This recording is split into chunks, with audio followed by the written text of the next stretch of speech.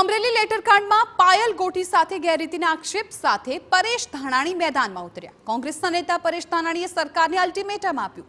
24 કલાકમાં જવાબદાર પોલીસ કર્મચારીઓ સામે પગલાં ભરવાની તેમણે માંગ કરી। દીકરી પાયલને 16 કલાક ગેરકાયદે ગોંધી રાખી। દીકરીને ઢોરમાર મારવામાં આવ્યો।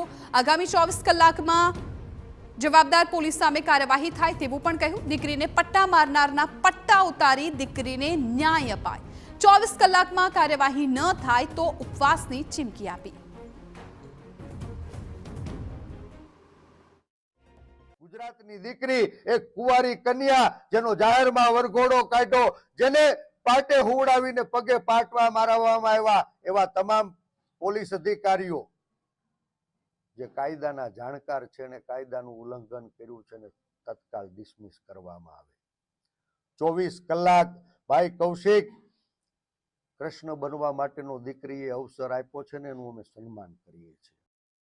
ઉલ્લેખનીય છે કે પાયલ ગોટીના જેલમાંથી છૂટ્યા બાદ પરેશ ધાનાણીએ તેની સાથે મુલાકાત કરી હતી અને હવે પરેશ ધાનાણીએ ચીમકી ઉચ્ચારી છે કે જો 24 કલાકમાં પગલાં નહીં લેવાય તો ગુરુવારે સવારે 10 વાગ્યાથી તે અમરેલી જિલ્લા પોલીસ વડા સામે 24 કલાકના ઉપવાસ પર ઉતરશે।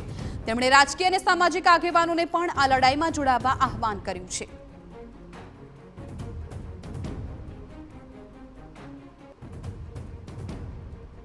કલાક તમારી અને 25મી કલાકે આ પરેશ ધાનાણી રાજકીય આંચળો હેઠે ઉતારી એક જાહેર જીવનના કાર્યકર્તા તરીકે, એક સામાજિક આગેવાન તરીકે, એક સમાજના દીકરા તરીકે આ લડાઈને લડશે। રાજકીય મોરચે પણ લડશે, સામાજિક મોરચે પણ લડશે અને ન્યાયિક લડાઈની અંદર કાયદાકીય મોરચે પણ અમે પરિણામ સુધી આ લડાઈને આગળ ધપાવવાના છે।